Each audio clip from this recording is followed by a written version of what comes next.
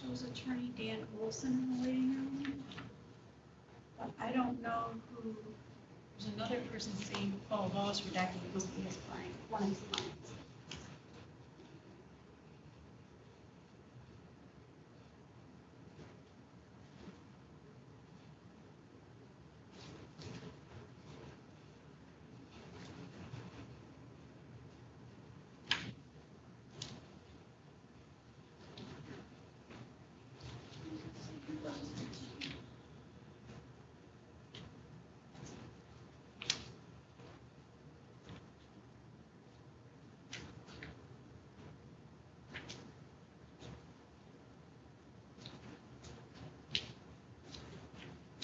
Are you ready for me to admit them in, Judge?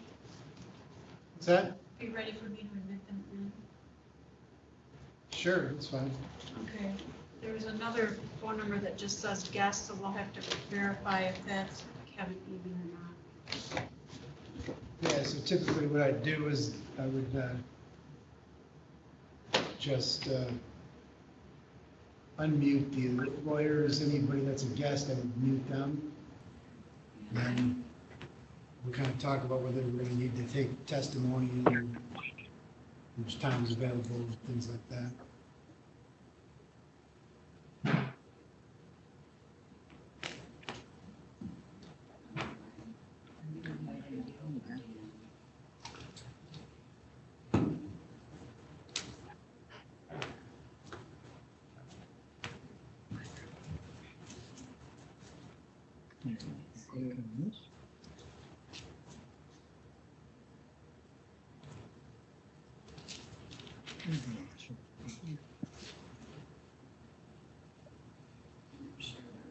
Matt? She may not have, there we go. Matt?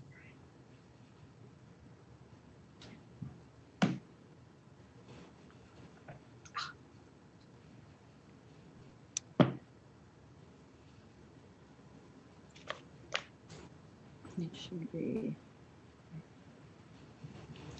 I'm not there. sure if that 616 number, this judge, it might be Attorney Eben. I took them off mute if you want to verify that. Just, we have people in the waiting room. No, they're all in now, but the one I just admitted is just a phone number, a 616 number, but it doesn't show me the number, so I'm not sure if that's Attorney Eben or not, or the DeCrackers. All right, let's, I see that the plaintiffs are online. And Mr. Olson's online. We have somebody that's just identified by a phone number. Who else is connected to the hearing? This is Amy Nelson. I'm here as a witness. Okay.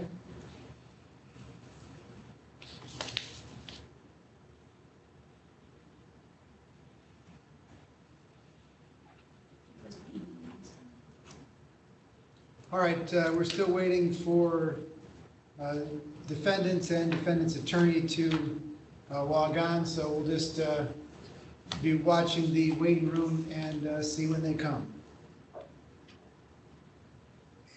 Do you want me to leave them in, or do you want me to put them in the waiting room for not? Do you want me to leave the parties as is, or do you want them back? Yeah, you can just mute us here.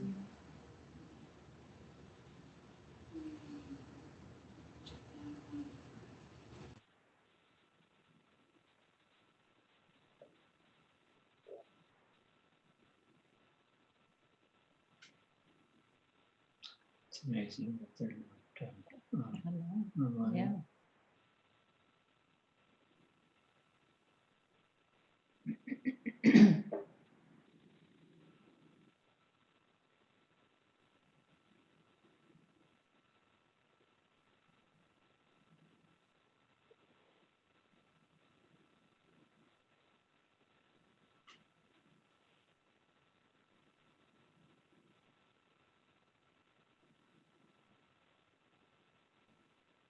No, it's locked there.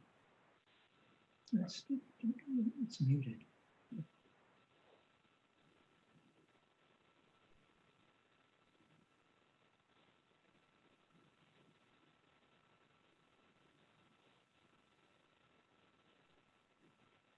Dan, can you hear me?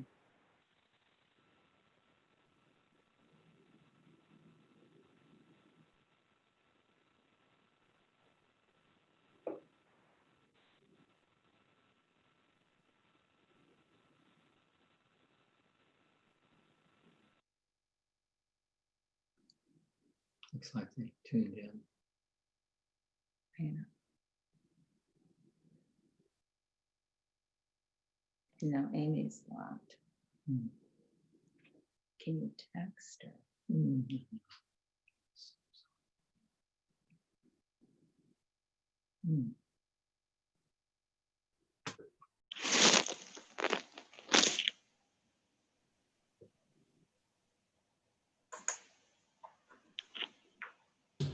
Down here, it's showing good.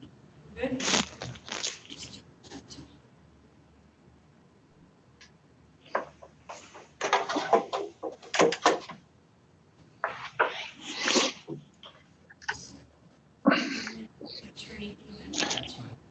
All right, so we got Mr. Berry on the line. Mr. Berry, were your clients going to be online as well? They are planning to, yes. Okay. What's this positive, yeah?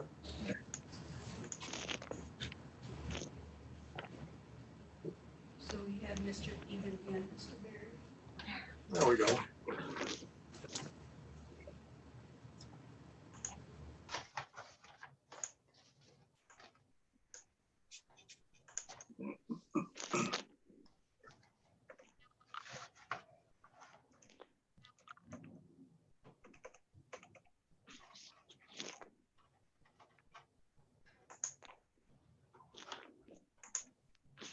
And Mr. Even with the funds. I don't think that's this one. I'm sorry? I don't think it is either. No, I don't think so. Chris Berry's here for the defendants. Right, we're trying to figure out who the other Kevin is. Are you asking me? Yes. If you're Kevin, yeah. Yep, I'm the surveyor, Rosine and Associates. Is he in another case?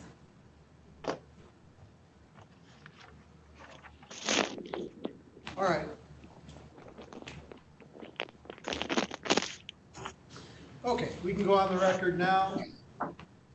This is case number 2020626 CH.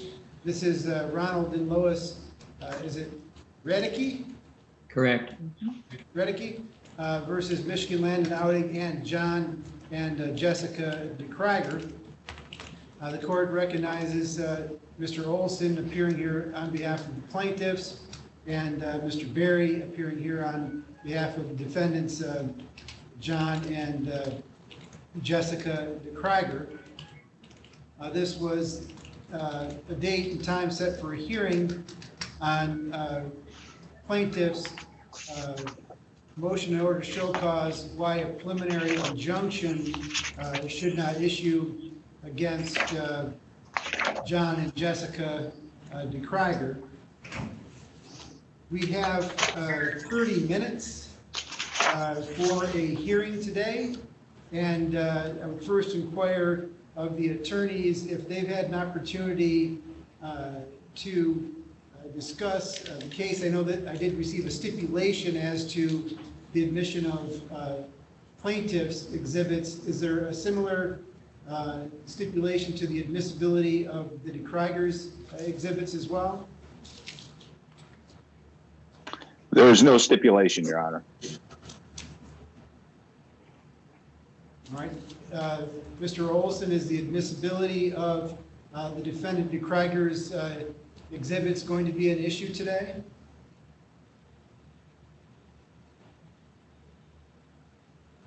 I can't hear him if he's speaking. He was speaking, I didn't hear him either. Go ahead, Mr. Olson. No. You have to Cannot hear. unmute your microphone.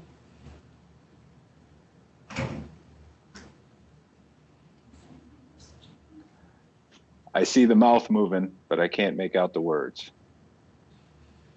He's unmuted on our end. None of our people are muted. Just click on unmute all.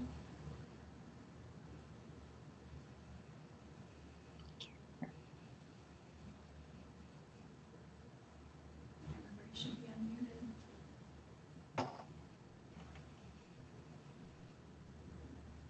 Unless you have been happened.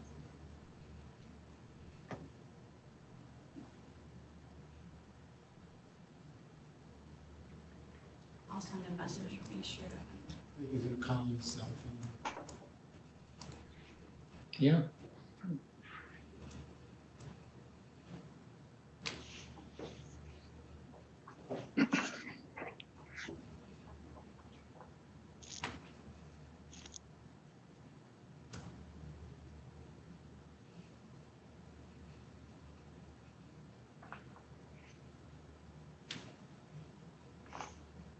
Is Mr. Olson, you can't hear, Your Honor?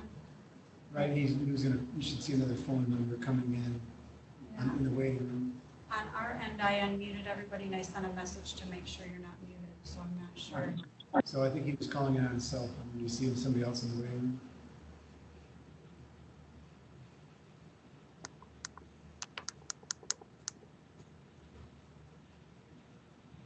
Mr. Olson, can you hear me okay? Yes, I can hear you fine. All right, there we go. Now you're coming.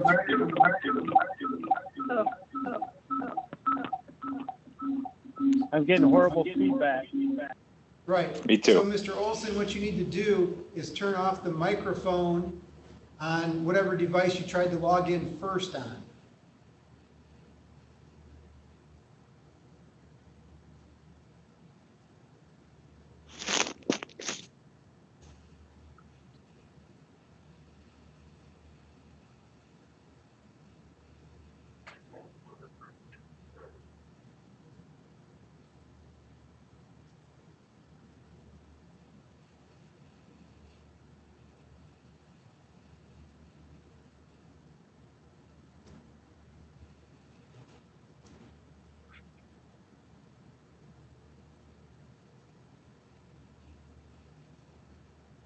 Were you able to do that, sir?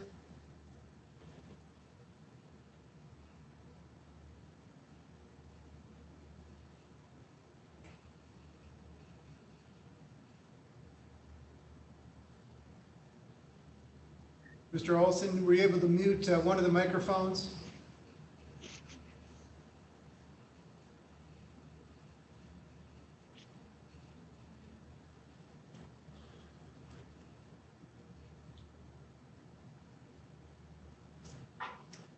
Send Mr. Olson a message telling him that maybe on his computer he needs to select the function to allow Zoom to use his microphone, or he needs to mute with his computer microphone, which didn't seem to be working.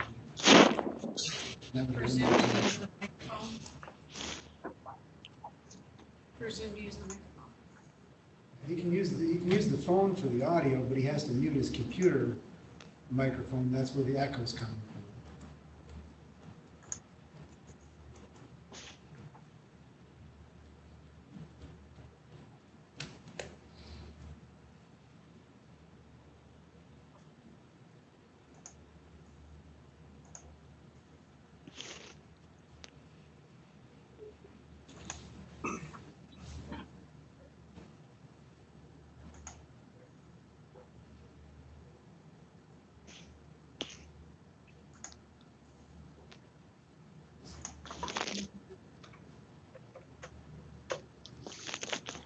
Can you hear us, Mr. Olson?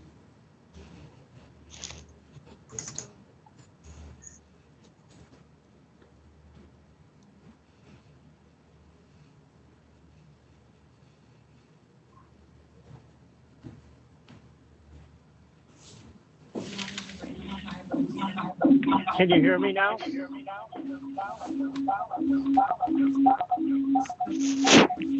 I muted that.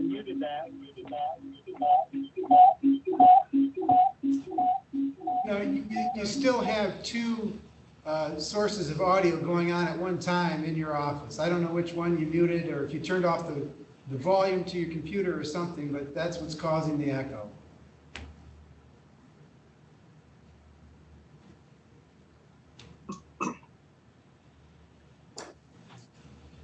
Dan, try it now. Or maybe log out and log back in.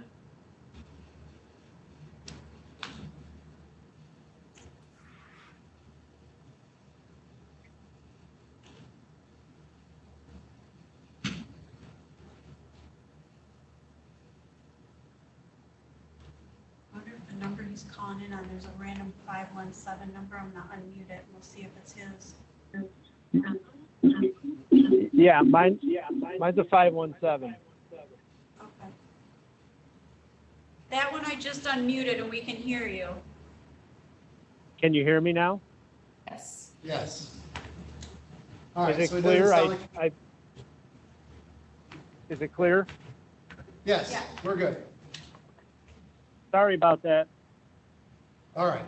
So I was just acknowledging that there's a stipulation for the admission of plaintiff's exhibits.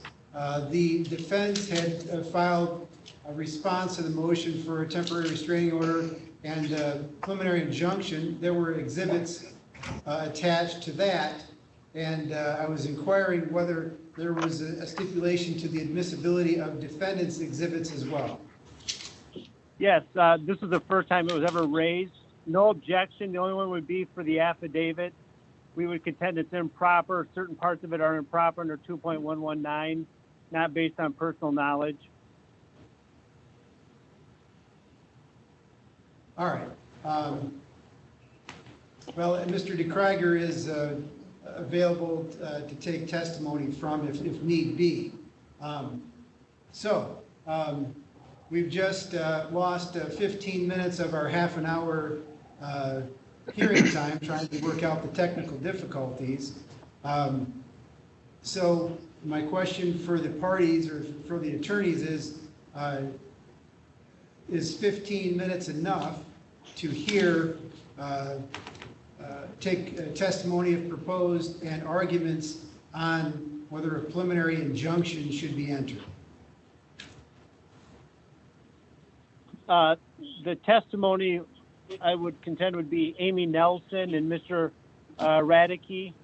I think that's going to take probably more than 15 minutes. Ms. Nelson would only be probably 5 minutes at most. All right. And then turning to you, Mr. Berry, did you anticipate some testimony as well? Yes. Is Ms. Nelson here? She's on by phone only.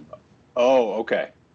I certainly don't think we can get it done in what's now 14 minutes. All right. So we will schedule another hearing date to actually take testimony on the preliminary injunction. And Mr. Olson, what's your best estimate of the time that you would need for testimony from your witnesses? Probably 1 hour. Okay. And Mr. Berry, how about you?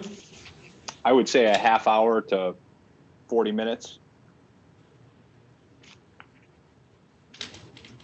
Okay. So we're looking at about a 3-hour block, which is pretty much a morning or an afternoon.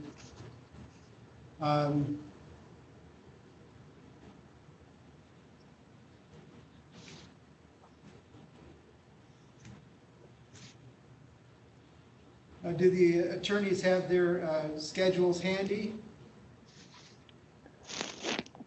Yes. Yes.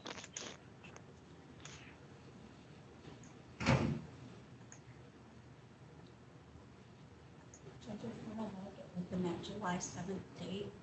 We could do it from 2:30 to 5. It says do not schedule right now, but I think that was one of the ones that were. All right, do the attorneys prefer a quick hearing on the preliminary injunction? Bearing in mind that under the court rule, that the court could consider testimony given at the preliminary injunction in conjunction with any other trial testimony.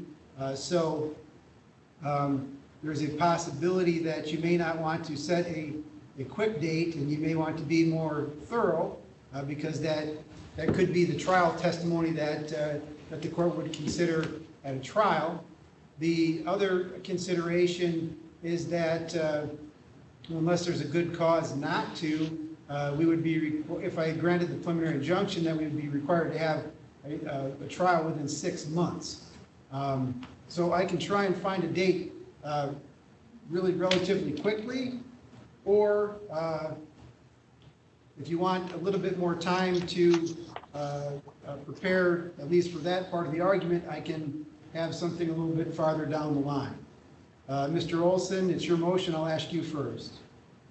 Yeah, the concern I have is the TRO expires in 14 days from when it was signed. I think it was signed last Thursday.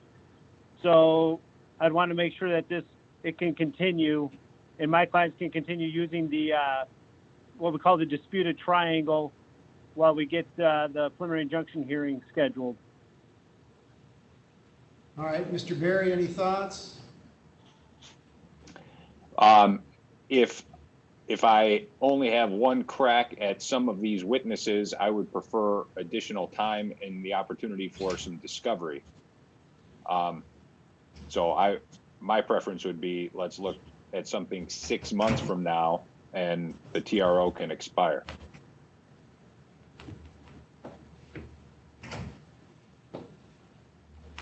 Can I respond, Your Honor?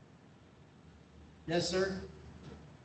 It's critical that my clients who have used this strip, this triangle over the last 27 years in the summer, I mean, that's when they're here, that they're able to continue using it and not allow defendants to drag this out. And then all of a sudden my clients can no longer use something they've used for 27 years and their predecessors have used before that.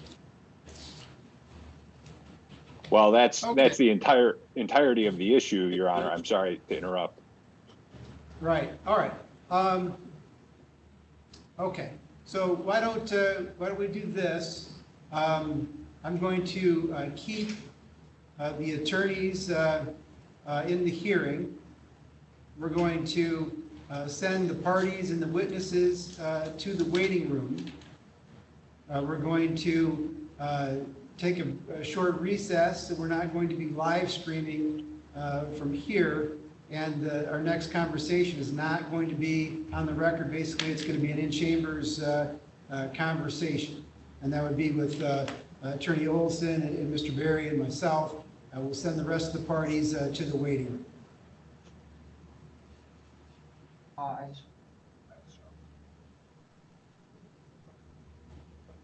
Just give me a moment.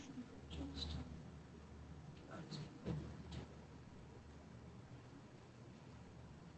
Off the record, Judge.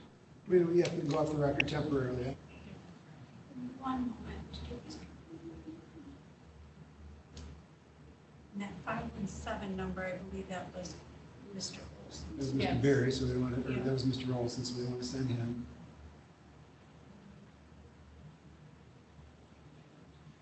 Just eliminated Mr. Berry, or Mr. Olson.